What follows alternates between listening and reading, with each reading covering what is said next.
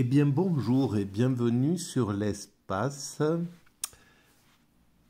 dédié au site mécaniqueuniverselle.net, le site qui essaie de démontrer que l'humanité dans son ensemble évolue vers son ultime perfection.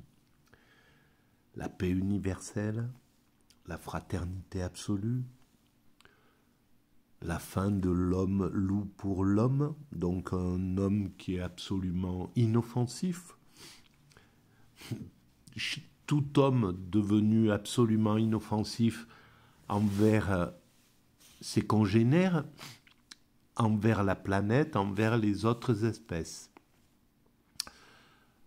On pourrait l'imaginer un petit peu comme par exemple dans le jaïnisme, où cette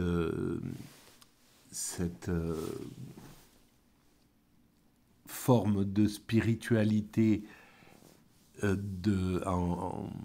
qui accourt en Inde et dont les membres sont absolument non violents et respectent absolument la nature.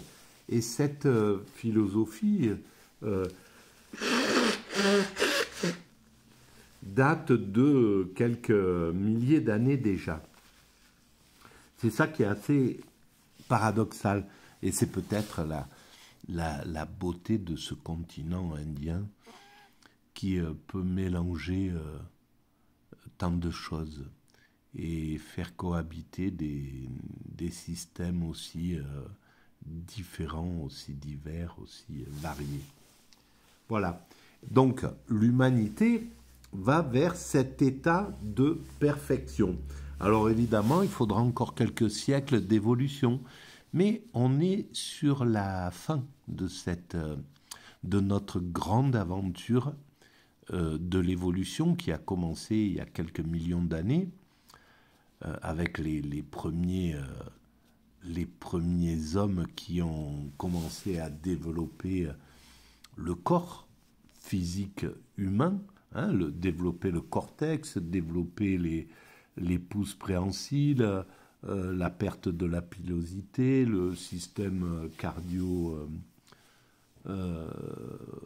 voilà, la course à pied, enfin bref, ça c'est pour les premiers de nos frères humains, et puis plus tard ceux qui ont commencé à imaginer l'agriculture, à développer le langage, à développer, à imaginer la domestication du feu, la domestication de certains animaux, etc.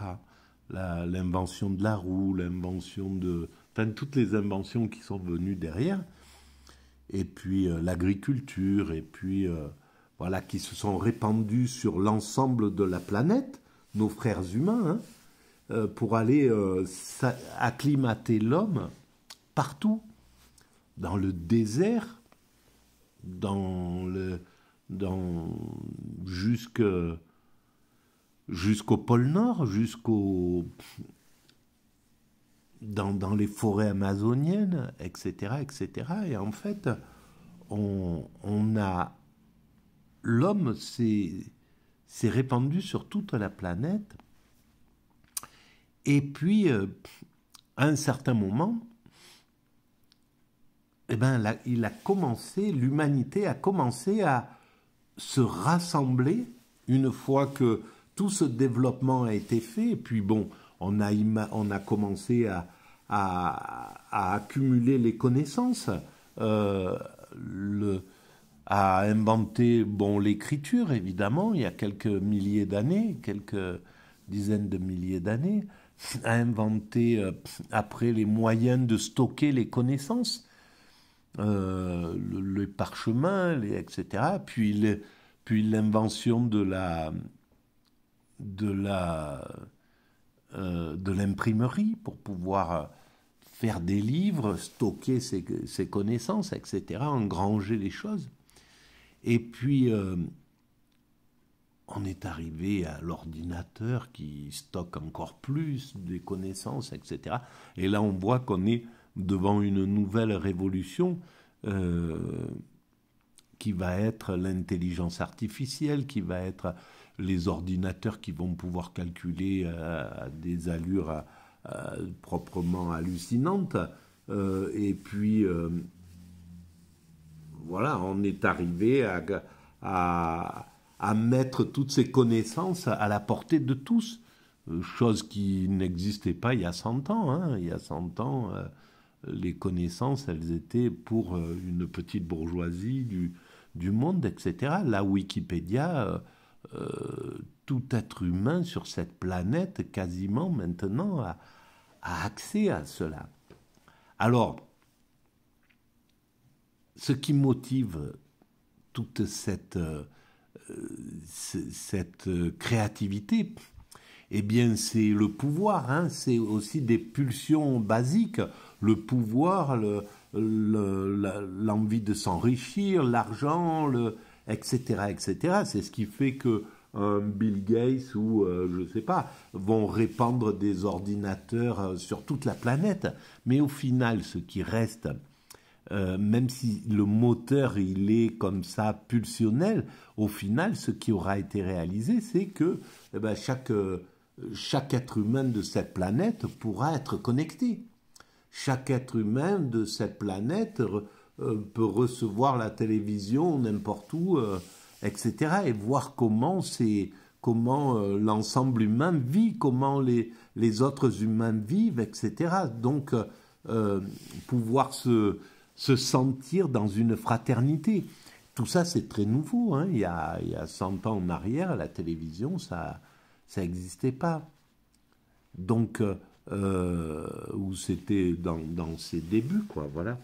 Alors, eh bien, on voit que de toute cette évolution, on arrive vers la fin, on arrive vers la finalité, vers la possibilité de nous unifier, etc. On a déjà inventé la capacité à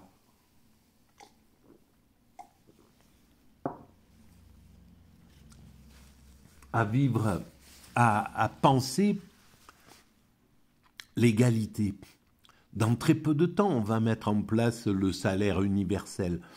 Et très certainement, parce qu'on est capable, là, d'offrir à chaque être humain de quoi vivre, voilà, sur la planète, mais partout, hein, que ça soit en Inde, en Asie, en Afrique, en Amérique du Sud, en Amérique du Nord, en Europe, etc., en Océanie, partout, que chaque être humain sur cette planète ait un salaire minimum d'existence avec lequel il peut se nourrir, se loger, se vêtir, s'éduquer, éduquer ses enfants, etc.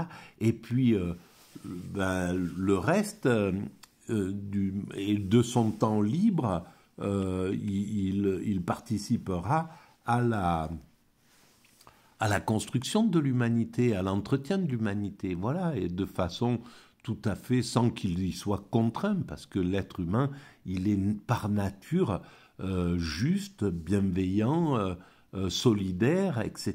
Il a cette nature, l'être humain. Si on n'embête pas un être humain, si on ne le maltraite pas, si on n'essaie pas de l'abuser, d'utiliser son énergie en le payant des clopinettes ou en le faisant travailler comme un malade au risque de sa propre santé et celle de sa famille, eh ben, quand un être humain est respecté,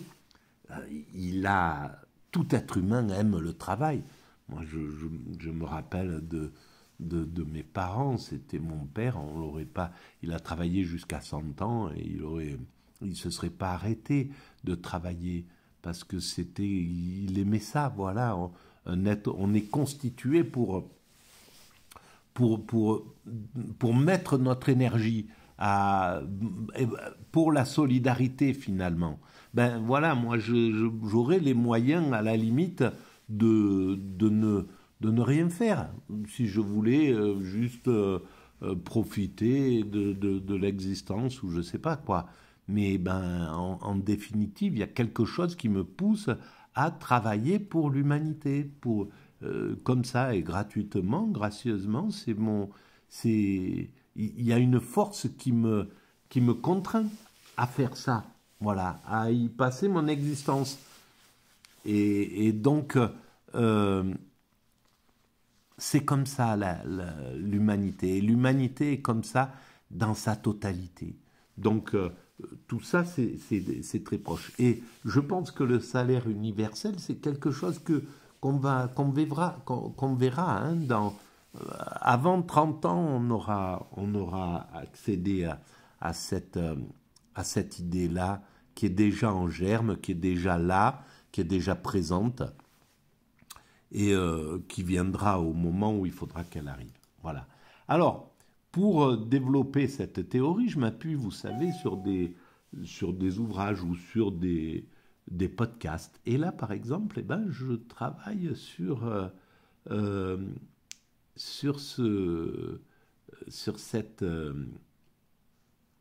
ces... alors, est-ce que je vais les retrouver d'ailleurs qu'est-ce que c'est que ça? Alors, c'est ça, là, le truc, voilà. Alors, sur le phénomène Husserl, sur le phénomène Husserl. Et donc, je vais reprendre la vidéo, l'audio que j'avais commencé et qui était sur des chemins de la philosophie, une émission de France Culture qui a été produite le 21 décembre 2020, et dont l'intervenant était Julien Fargès, chercheur au CNRS, interrogé par Adèle Van Dreit. Alors, on va reprendre temps spatio-temporel. Voilà la définition de l'époquée par Husserl, qu'on trouve dans ses idées directrices pour une phénoménologie et une philosophie phénoménologique pure, écrit en 1913. L'époquée, c'est donc cette manière de suspendre tout jugement sur ce qui est. C'est ça. C'est une manière donc de... C'est un artifice méthodique, puisqu'encore une fois... Alors, suspendre le jugement sur tout ce qui est. En fait, Husserl cherche à comprendre le cœur des choses. Qu'est-ce que c'est que les choses? Enlever tout jugement, donc se retrouver devant les choses complètement nues, vierges, sans a priori, sans rien du tout, et regarder la nature, les autres, autrui, la vie, tout ce qu'on veut, tout ce qui se représente à nous, et le regarder sans artifice et sans rien qui peut en frelater les choses. Et on sait très bien que on ne voit pas que la réalité, elle nous est tellement donnée par excès, justement à travers les médias, à travers le système marchand, le système, la consommation, etc. On nous gave de choses, on nous gave d'idées, on nous gave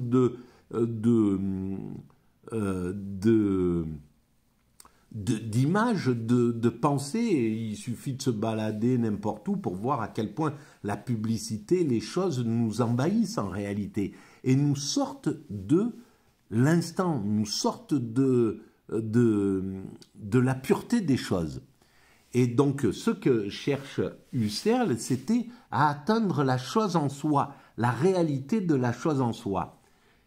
Et voilà, on continue. Spontanément, nous adhérons. Spontanément, nous validons. Spontanément, nous avons, comme dit Husserl parfois, une attitude existentielle qui, en quelque sorte, pose de l'être ou s'engage dans un réalisme. En fait, nous sommes spontanément réalistes, c'est-à-dire spontanément et naturellement. Le monde est vécu comme étant, comme existant. Nous ne doutons pas que le monde existe. Et nous ne doutons jamais que le monde existe. C'est d'ailleurs l'attitude philosophique par excellence. Et heureusement, sinon nos projets pratiques et notre vie courante ne seraient pas réellement possibles.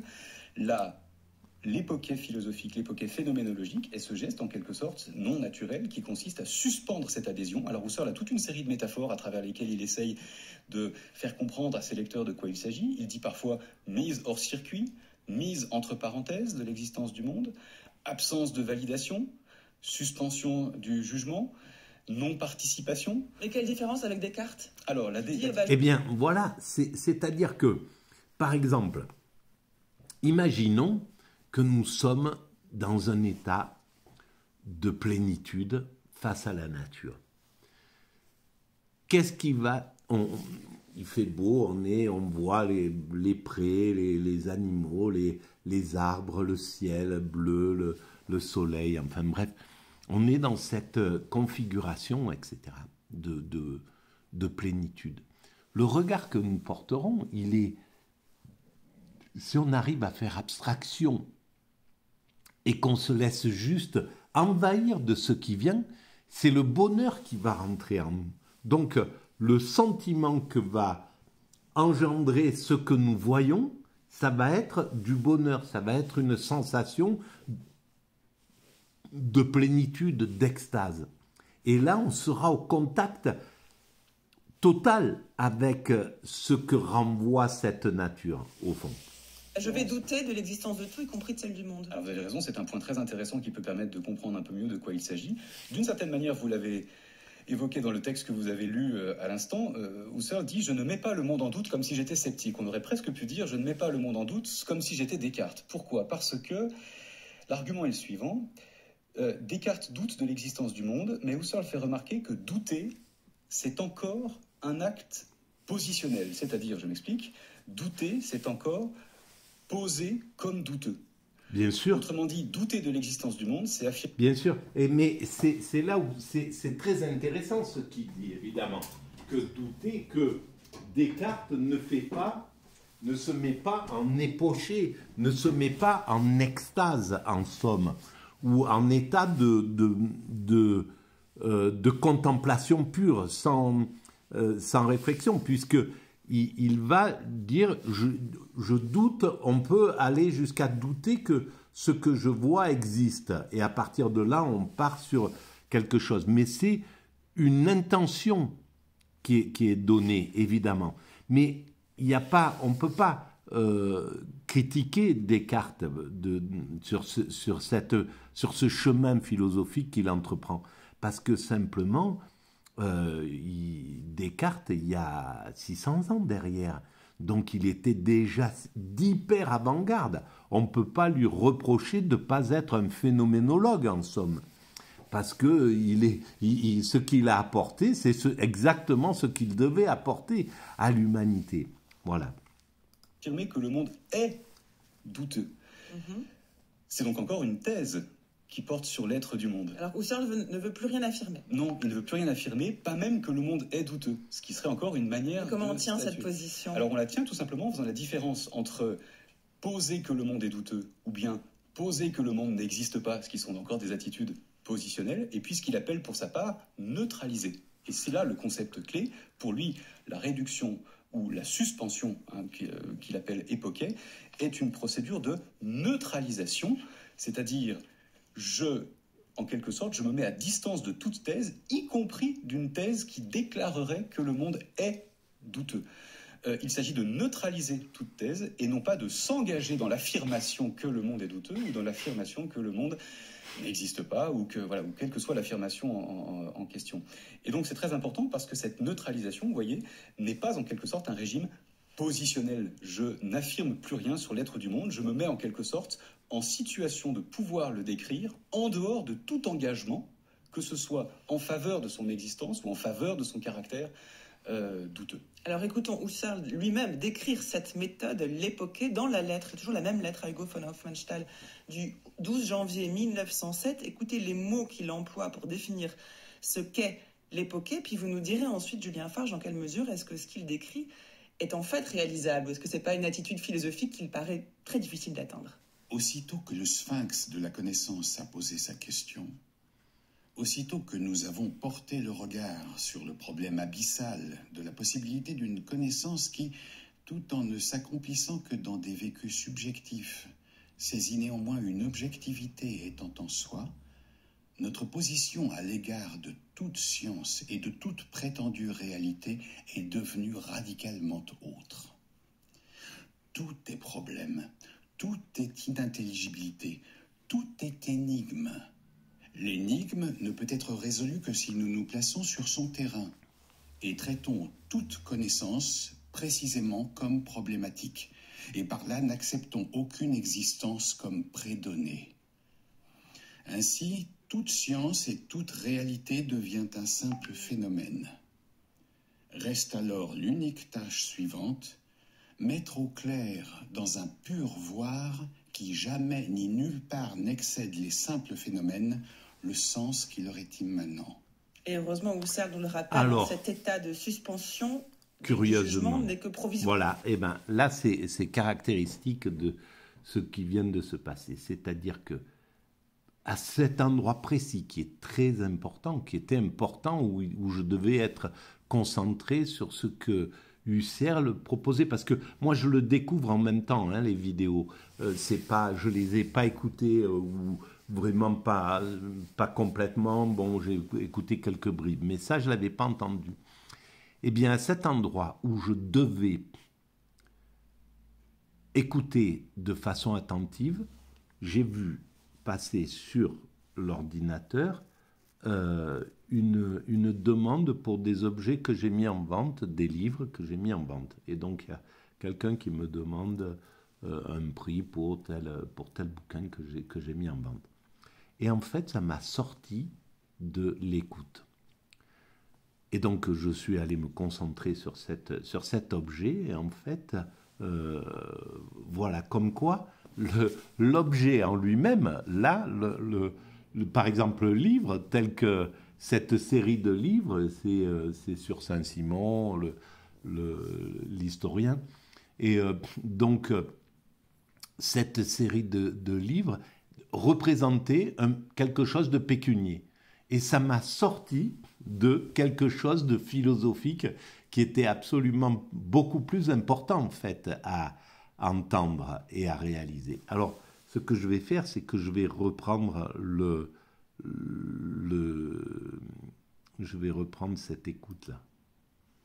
On va voir si c'est possible. C'est encore un acte positionnel, voilà. Alors, c'est-à-dire, je m'explique, douter, c'est encore posagement, que ce soit en faveur de son existence ou en faveur de son caractère douteux. Alors écoutons Husserl. Alors, on va l'écouter, je vais me reconcentrer. Dans la lettre, je suis désolé. Du 12 janvier 1907, écoutez les mots qu'il emploie pour définir. Et ça, c'est typique de ma psychologie. Ensuite, Julien Faure, dans quelle mesure est-ce que TSA, trouble du spectre autistique. Est-ce que c'est pas une attitude philosophique rien va me sortir. Très difficile d'atteindre. Aussitôt que le sphinx de la connaissance a posé sa question, aussitôt que nous avons porté le regard sur le problème abyssal de la possibilité d'une connaissance qui, tout en ne s'accomplissant que dans des vécus subjectifs, saisit néanmoins une objectivité étant en soi.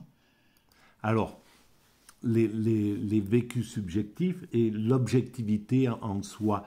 Donc, on va se poser une question sur la nature profonde de quelque chose, de cet arbre. Qu'est-ce que sa nature profonde, elle est là, et comment on peut atteindre sa nature profonde objective, en somme. Notre position à l'égard de toute science et de toute prétendue réalité est devenue radicalement autre. Tout est problème, tout est inintelligibilité, tout est énigme. Tout est... Voilà. En réalité, dès qu'on plonge dans le cœur des choses, on sait très bien que l'arbre, c'est pas que... évidemment, il ressemble à un arbre. Nous, déjà, notre vision de l'arbre, elle n'est pas la même que la vision d'un aigle ou la vision d'un papillon ou la vision de... Comment un papillon voit l'arbre, c'est différent de ce que nous voyons. Et qui c'est qui a raison ? Est-ce que notre regard est le bon ? Est-ce que rien que sur la forme ? Et après, un arbre, c'est autre chose que ça. C'est une totalité de vie, déjà. C'est une interaction absolue avec l'ensemble de la création, avec les autres arbres, etc. Il y a tout un tas de dimensions qui nous échappent. Après, c'est des atomes qui sont constitués. Et puis, dans ces atomes, il est constitué de quelque chose qui est immatériel, en fait. Tout ce qui constitue cet arbre les bosons de Higgs, etc., qui vont constituer cet arbre-là, eh bien, ça nous échappe, on n'y rentre pas. Et c'est cette complexité que cherche à comprendre. L'énigme ne peut être résolue que si nous nous plaçons sur son terrain et traitons toute connaissance précisément comme problématique, et par là n'acceptons aucune existence comme prédonnée. Ainsi, toute science et toute réalité devient un simple phénomène. Reste alors l'unique tâche suivante, mettre au clair dans un pur voir qui jamais ni nulle part n'excède les simples phénomènes, le sens qui leur est immanent. Et heureusement, Husserl nous le rappelle, cet état de suspension. Le sens qui est immanent à la chose. Cet arbre, son sens et donc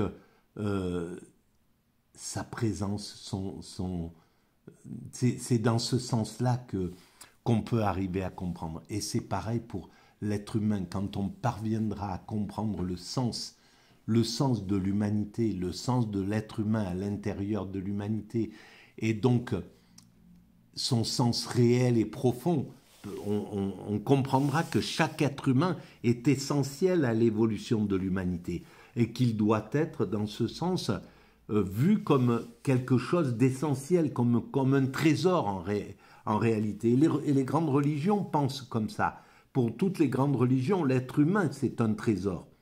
Et c'est bien le système qui nous a sortis de cette vision-là, et vers laquelle on doit y retourner, mais encore plus propre, je veux dire, avec une religion encore plus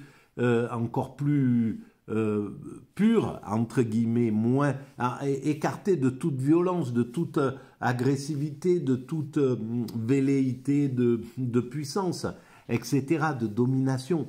On va revenir à un spirituel qui sera un spirituel apuré, en somme. Voilà.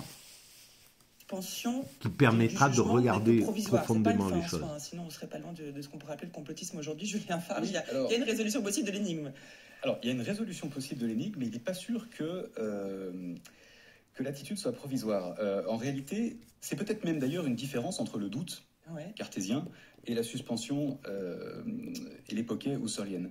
Je m'explique. Le doute, chez Descartes, c'est très net, est une mesure qu'on prend, une mesure méthodique qui a sa radicalité, son caractère révolutionnaire et antinaturel, pour ainsi dire, dans le but d'être suspendu. Le doute est un moment méthodique qui, en quelque sorte, n'a pas sa fin en lui-même. Et les choses sont un petit peu différentes en ce qui concerne la réduction, parce que vous voyez, si ce qu'on a dit tout à l'heure, à savoir que... Pardon, réduction, époquée, c'est synonyme ? Oui, alors oui, on pourrait revenir si vous voulez là-dessus, je les prends. On peut dire que la réduction est une démarche méthodique globale, dont je pourrais préciser dans un instant, si vous voulez, le sens, mais que la première étape de cette réduction, c'est l'époquée. C'est-à-dire que la première manière de pratiquer ce que Husserl appelle la réduction phénoménologique, c'est de commencer par suspendre l'adhésion ou la thèse naturelle de l'existence du monde et se placer dans cet état, en quelque sorte, où on neutralise notre engagement spontané et naturel en faveur de l'existence du monde. Alors, je vais arrêter là pour cette vidéo, parce qu'elle fait déjà 28 minutes, c'est beaucoup. Je vous remercie de votre écoute. Si vous pensez que ces vidéos ont un peu d'intérêt, vous pouvez mettre des pouces, vous pouvez vous abonner, vous pouvez envoyer le lien à vos amis et vous pouvez laisser des messages si vous le sentez nécessaire et intéressant. À bientôt.